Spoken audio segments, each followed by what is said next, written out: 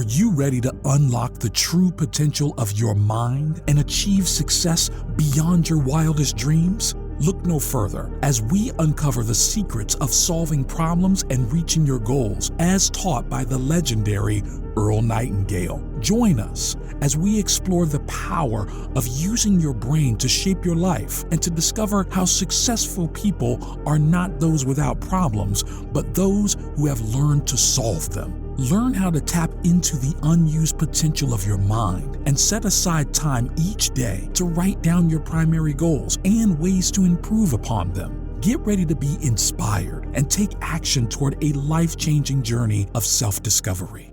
Man, under average conditions of work and life, uses only a small part of his thinking equipment. If we were able to force our brain to work at only half its capacity, we could, without any difficulty whatever, learn 40 languages, memorize the large Soviet encyclopedia from cover to cover, and complete the required courses of dozens of colleges. End of quote. That statement is hardly an exaggeration. It's the generally accepted theoretical view of man's mental potentials. Now, how can we tap this gigantic potential? It's a big and very complex problem with many ramifications. All creatures at birth are supplied with everything they need for successful survival. All creatures except one are supplied with a set of instincts that will do the job for them, and because of that, they don't need much of a brain. Take the magnificent bald eagle, for example. Its incredible eyes take up just about all of the space in its head.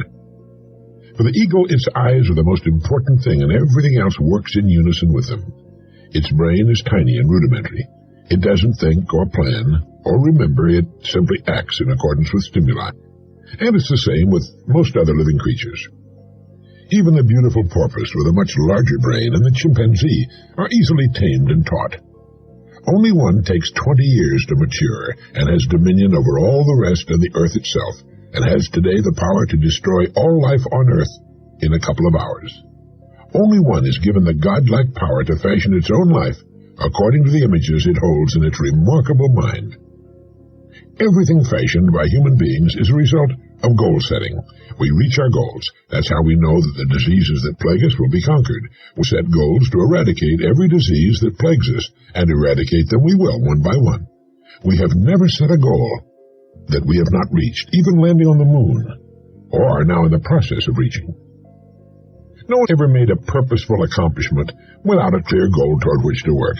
I hope you've established yours and that you've begun to think about it frequently every day to impress it into your mind, particularly your remarkable subconscious where forces greater than we can imagine can come to your aid. For a moment, consider the things your mind has brought you. Everything you have, your work, your relationship with your family and others, your philosophy of life, all come to you as a result of using your mind. Your religion. Now consider the estimate made by experts. You have probably been operating on less than 10% of your mental capacity, and probably much less than that. In an article for the Saturday Review, our old friend Herbert Otto, psychologist, educator, and chairman of the National Center for the Exploration of Human Potential, reminded us that many well-known scientists, such as the late Abraham Maslow, Margaret Mead, Gardner Murphy, O. Spurgeon English, and Carl Rogers subscribe to the hypothesis that man is using a very small fraction of his capacities. Margaret Mead quotes a 6% figure. Herbert Otto writes, "My own estimate is 5% or less." Neurological research has shed new light on man's potential. Work at the UCLA Brain Research Institute points to enormous abilities latent in everyone by suggesting an incredible hypothesis. They said the ultimate creative capacity of the human brain may be, for all practical purposes, infinite. To use the computer analogy, man is a vast storehouse of data, but we have not learned how to program ourselves to utilize these data for problem-solving purposes. As Herbert Otto points out, it's clear that persons who live close to their capacity, who continue to activate their potential, have a pronounced sense of well-being and considerable energy. They see themselves as leading purposeful and creative lives. The way most people use their minds can be compared to the time back in the early 19th century when just the eastern coast of the North American continent was settled, just a strip along the east coast. To the west stretched the raw, undeveloped great bulk of what was later to become the incredibly rich 90% of the economy. 90%, which resulted in the standard of living enjoyed today by Americans. If everything you have is the result of using just 5% of your mind, consider for a moment what it will mean to you and your family if you can increase this percentage. This cassette will show you how to use infinitely more of your mental powers, how to develop some of that more than 90% virgin territory. None of us, as a rule, has the slightest notion of the real capabilities of his or her mind, but believe me when I say that your mind can be compared to an undiscovered gold mine, and it makes no difference whether you're 17 or 70. Look at it this way. Your goal is in the future. Your problem is to bridge the gap which exists between where you now are and the goal you intend to reach. This is the problem to solve. Robert Seashore, then chairman of the Department of Psychology at Northwestern University, pointed out that successful people are not people without problems. They're simply people who've learned to solve their problems. And there you have it. Living successfully, getting the things we want from life, is a matter of solving the problems which stand between where we now are and the point we wish to reach. No one is without problems. They're part of living. But let me show you how much time we waste in worrying about the wrong problems. Here's a reliable estimate of the things people worry about. Things that never happen, 40%. Things over and past that can never be changed by all the worry in the world, 30%. Needless worries about our health, 12%. Petty miscellaneous worries, 10%. Real, legitimate worries, 8%. In short, 92% of the average person's worries take up valuable time, cause painful stress, even mental anguish, and are absolutely unnecessary. And of the real, legitimate worries, there are two kinds. There are the problems we can solve, and there are the problems beyond our ability to personally solve. But most of our real problems usually fall into the first group, the ones we can solve if we'll learn how. There must be millions of people today who feel they're being barred from the life they want because they look upon problems not as challenges to be met, but as wide chasms beyond their ability to bridge. A little research proves that successful people have the same kinds of problems. One of the very real benefits of working with a psychologist or psychiatrist comes from learning that there are hundreds of thousands, even millions of other people with problems identical to our own. So the whole thing boils down to a matter not of problems which are common to us all, but to our ability to solve them. Now I'm going to assume you've decided on a goal. Remember, you will become, and you will achieve what you think about. That is, if you stay with it, you'll reach your goal. But how? It's right here that your mind comes into play. What is your mind really? Nobody knows for sure. Perhaps the best way to describe it is to quote Pulitzer Prize-winning playwright Archibald MacLeish. In his play, The Secret of Freedom, a character says, "The only thing about a man that is a man is his mind. Everything else you can find in a pig or a horse." That's uncomfortably true. The human mind is the one thing that separates us from the rest of the creatures on earth. Everything that means anything to us comes to us through our minds, our love of our families, our beliefs, all of our talents, knowledge, abilities. Everything is reflected through our minds. Anything that comes to us in the future will almost certainly come to us as a result of the extent to which we use our minds. And yet it's the last place on earth the average person will turn to for help. Do you know why?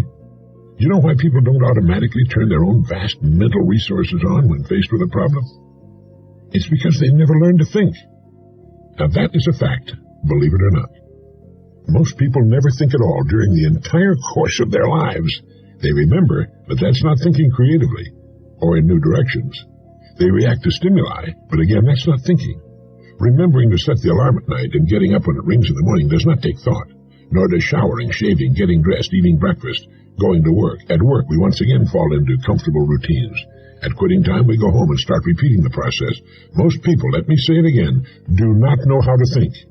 When they're faced with a problem, they will go to any length to avoid thinking. They will ask advice from the most illogical people, usually people who don't know any more than they do, next-door neighbors, members of their families.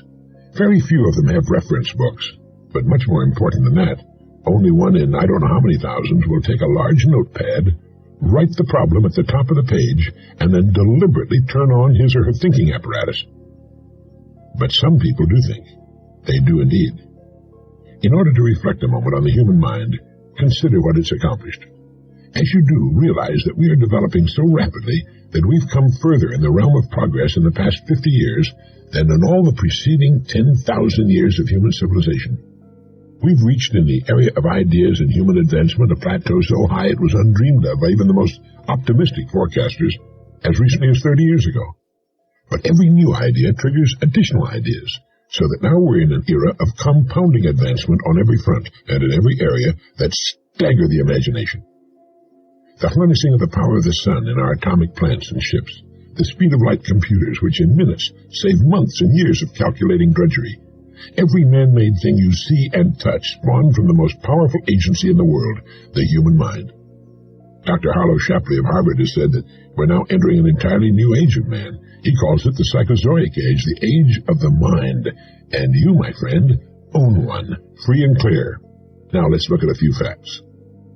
The 40-hour-week-long standard is in imminent likelihood of being even further shortened. This means that the average working person has at his disposal an enormous amount of free time. In fact, if you will total the hours in a year and subtract the sleeping hours, if he or she sleeps 8 hours every night, you'll find that this person has about 6,000 waking hours, of which less than 2,000 are spent on the job. Now this leaves 4,000 hours a year when a person is either working or sleeping. These can be called discretionary hours with which that person can do pretty much as he or she pleases. So that you can see the amazing results in your own life, I want to recommend that you take just 1 hour a day, 5 days a week, and devote this hour to exercising your mind. You don't even have to do it on weekends. Pick 1 hour a day on which you can fairly regularly count. The best time for me is an hour before the others are up in the morning. The mind's clear, the house is quiet, and if you like, with a fresh cup of coffee, this is the time to start the mind going. And here's one good way to do it. During this hour every day, take a completely blank sheet of paper. At the top of the page, write your present primary goal, clearly, simply. Then, since our future depends upon the way in which we handle our work, write down as many ideas as you can for improving that which you now do. Try to think of 20 possible ways in which the activity that fills your day can be improved. You won't always get 20, but even one idea is good. Now remember 2 important points with regard to this. 1, this is not particularly easy. And 2, most of your ideas won't be any good. When I say it's not easy, I mean it's like starting any other habit. At first, you'll find your mind a little reluctant to be hauled up out of that old familiar bed. But as you think about your work and ways in which it might be improved, write down every idea that pops into your head, no matter how absurd it might seem. Let me tell you what'll happen. Some of your ideas will be good and worth testing. The most important thing, however, that this extra hour accomplishes is that it deeply embeds your goal into your subconscious mind, starts the whole vital machinery working the first thing every morning, and 20 ideas a day, if you can come up with that many, total 100 a week, even skipping weekends. An hour a day, 5 days a week, totals 260 hours a year, and still leaves you 3,740 hours of free leisure time. Now this means you'll be thinking about your goal and ways of improving your performance, increasing your service. 6.5 full extra working weeks a year, 6.5 40-hour weeks devoted to thinking and planning. Can you see how easy it is to rise above that so-called competition? And it'll still leave you with 7 hours a day to spend as you please. Starting each day thinking, you'll find that your mind will continue to work all day long, and you'll find that at odd moments when you least expect it, really great ideas will begin to bubble up from your subconscious. When they do, write them down as soon as you can. Just one great idea can completely revolutionize your work and, as a result, your life. If you want to develop the muscles of your body, you take daily exercise of some sort. The mind is developed in the same way, except that the returns are out of all conceivable proportion to the time and energy spent. The mind of man can lift anything. His muscles, even the best developed, are puny alongside those of some of the dumbest animals on earth. If man had depended on his muscles for survival, he probably would have disappeared, as did the dinosaurs, which were, incidentally, the most physically powerful and most successful creatures that ever lived. I've used this system for years, and it's given me some of the most gratifying and rewarding experiences of my life. And it costs only 5 hours a week. 5 hours out of 168. Is it worth it? It's like spending 5 hours a week digging in a solid vein of pure gold, because your mind is all of that and much more. Each time you write your goal at the top of the sheet of paper, don't worry or become concerned about it. Think of it as only waiting to be reached, a problem only waiting to be solved. Face it with faith, and bend all the great powers of your mind toward solving it. And believe me, solve it you will. You know, this puts each of us in the driver's seat. Now let's briefly recap. 1. This week, start spending 1 hour a day getting as many ideas as you can. Try for 20 a day on ways to improve what you're now doing. Don't become discouraged. Remember, the achievement of your goal very likely depends upon it, as does your whole future. Once you start exercising your mind in this way, I know you'll want to continue the practice. 2. If everything you now have is the result of using, say, 5 to 10% of your mental ability, you can imagine what life will be like if you can increase this figure to 20% or more. 3. Successful people are not people without problems. They're simply people who've learned to solve their problems. 4. Don't waste time and energy worrying about needless things. 40% of them will never happen, 30% have already happened and can't be changed, 12% are needless worries about our health, 10% are petty miscellaneous worries, and only 8% are genuine. Try to separate the real from the unnecessary and solve those which are within your ability to solve. 5. The human race has advanced farther during the past 50 years than in all the preceding 10,000 years of human civilization. We're now living right in the middle of the golden age man has been dreaming of and praying for centuries, and it's going to get better. Last of all, the only thing in the world that can take you to your goals in life is your mind, its effective use, and following through on the good ideas it supplies you. Each of us has a tendency to underestimate his or her own abilities. We should realize that we have deep within ourselves deep reservoirs of great ability, even genius, that can be tapped if we'll just dig deep enough. It's the miracle of your mind.